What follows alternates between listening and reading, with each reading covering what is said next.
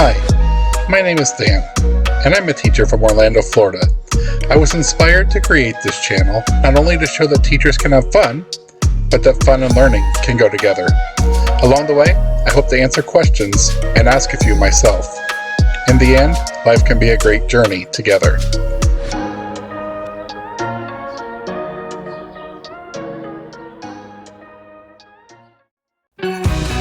Hey everyone, today we are at Magic Kingdom counting down our list of top Fantasyland attractions for families. So, hope you enjoy, come along for the fun.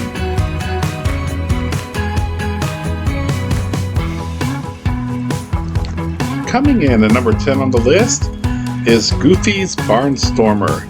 This kiddie coaster is ideal for, obviously, little kids, but the reason why it doesn't rate any higher on our list of attractions for families at Fantasyland is simply because it is not built for large adults. It is very hard to get in this coaster if you are over 6 feet tall or near 6 feet tall, and it just is so short as well. This coaster lasts approximately 1 minute from the time you pull out of the station until the time you stop getting ready to pull back into the station. So it is a very quick ride. Height requirements for this ride are 38 inches or 97 centimeters.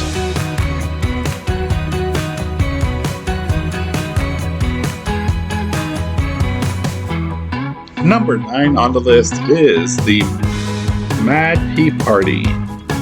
Now, I will be the first to admit that the teacups, as they are more commonly known, are not for me. There are many other rides that I would rather do rather than something that's spinning and going around in circles. However, it is a classic Disney attraction as well and has its own unique following. The wait time for this ride is usually pretty good, usually 10 to 15 minutes, except during the busier times of the year, and the line tends to move pretty fast. Number 8 on the list is the classic flying attraction, Dumbo.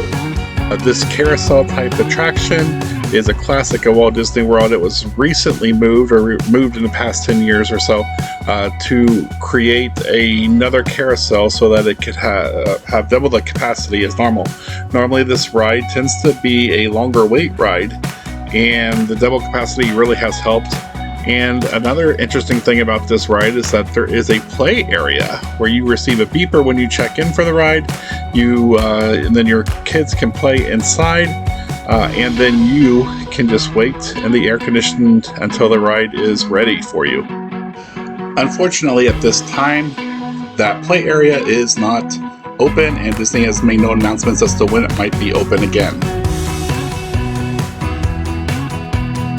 Number 7 on the list is Mickey's PhilharMagic. If you love Disney movies and Disney animated features, this is the attraction for you. It is a 3D journey through some of Disney's most cherished songs from movies throughout the decades. I didn't take any video on this ride, but it is a great place to listen to music and relax and enjoy some air conditioning before you continue your journey through Fantasyland. Coming in at number 6 on the list is the Prince Charming Regal Carousel. The centerpiece of Fantasyland is also one of the most impressive structures of its kind anywhere in the world. Built in 1917 and measuring 60 foot in diameter, it is one of the largest carousels in the world and gives you a great opportunity to get some pictures of your young kids as they are enjoying maybe their first horse ride. This carousel obviously plays Disney classic music as well, and generally has diminishing wait times as the evening progresses. Sneaking into the top 5 on the list is Under the Sea, The Journey of the Little Mermaid. This is a dark ride Disney attraction with an Omnimover vehicle, similar to those found at the Haunted Mansion, Buzz Lightyear Space Ranger Spin, and others. The cool thing about this attraction is that the experience does start in the queue as with most Disney attractions, but the queue to this ride is particularly well done with the shipwrecks, the rock work, and many other interactive features in the queue line. So the entertainment does really start as soon as you enter the gate for this attraction. Now the ride itself is all about The Little Mermaid, as you might expect. The ride hits on many of the famous scenes in the movie, including many of the songs, such as Under the Sea, Part of Your World, Poor Unfortunate Souls, Kiss the Girl. Those are all highlighted in this ride. The Ursula animatronic featured in the Watt ride is one of Disney's largest and most impressive. But my favorite scene in the entire ride is the Kiss the Girl scene. This scene is beautifully done in warm but dark colors and provides the perfect atmosphere and tone for that part of the story.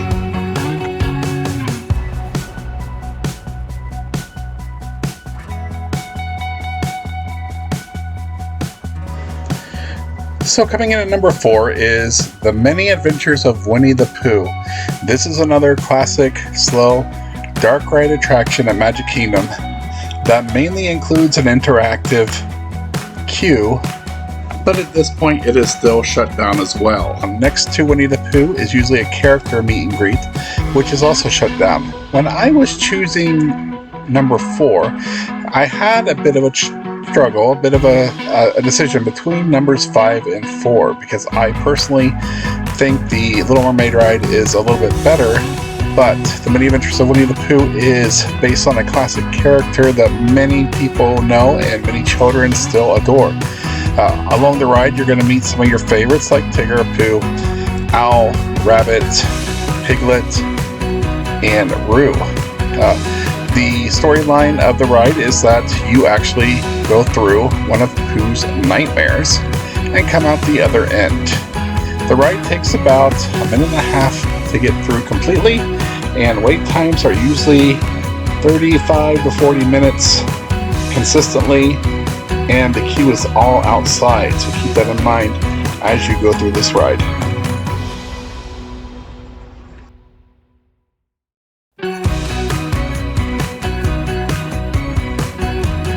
My number 3 choice could be a little bit of a controversy, as it is the dreaded It's a Small World. Now, a lot of you would put this ride at the end of your list simply because of the song that gets stuck in your head. But for me, this ride is just so nostalgic in so many ways. It takes me back to my childhood when I would stare in wonder and look forward to this ride. And I may be weird, but that's just the way that I was. The message of this ride is really so awesome, and I still appreciate it to this day.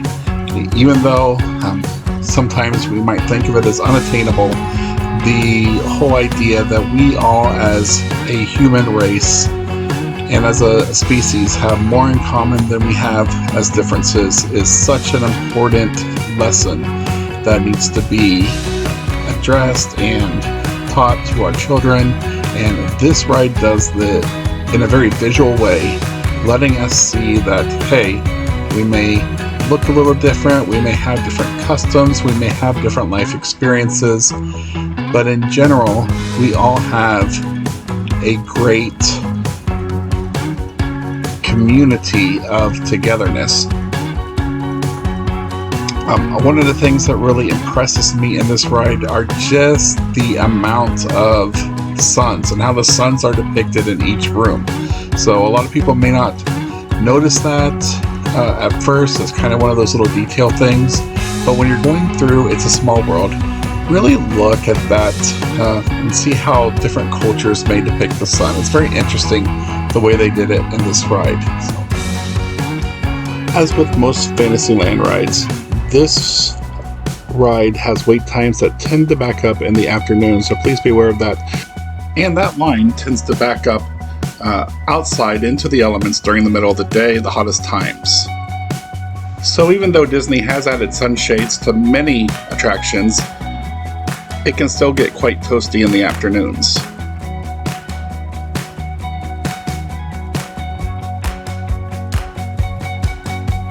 My number 2 ride is Peter Pan. This classic Disney attraction was part of the Magic Kingdom, as was Small World, since opening day, and remains a fan favorite.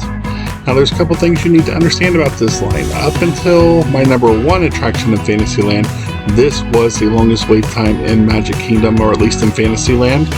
And although it is no longer the longest wait time in Fantasyland, it's not because the wait time has decreased so much, it's just because something else has taken over its place and has a longer wait time. That being said, Disney has done some improvements to this ride to make some of the wait at least indoors in the air conditioning, as well as kind of setting the scene for what's to come. Now you board a flying pirate ship, which is absolutely cool. It's one of the most unique ride vehicles they have in the park, and certainly in Fantasyland, where you are in a flying ship flying high above London until you take the second star to the right and then go to Never Never Land.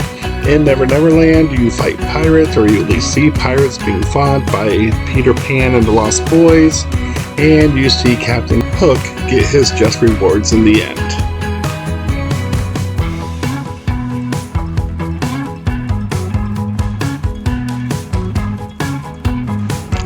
My number 1 attraction in all of Fantasyland and Walt Disney World's Magic Kingdom is the Seven Dwarfs Mine Train. Yes, the newest ride in Fantasyland is also what I rank as number 1. Keep in mind that beside Goofy's Barnstormer, the Seven Dwarfs Mine Train is the only other ride in Fantasyland to have a height restriction. You must be 38 inches tall or 97 centimeters tall to ride. If you choose to ride it, please keep in mind that this ride does have the longest wait time in the Magic Kingdom. Pre-COVID, wait times usually ran between 90 minutes and 2 hours. Even during COVID, it is not unheard of for it to be consistently at a 60-minute wait. So keep that in mind as you make your plans. Again, as with most Fantasyland rides, most of the queue for this ride is outside, but as you get closer to the loading zone, it does go inside and you do get a relief from the heat with the air conditioning. The ride goes through scenes related to the movie Snow White and the Seven Dwarfs, which was Disney's first animated feature film, and is a tame enough coaster that it would be suitable as a first coaster for families with even young children.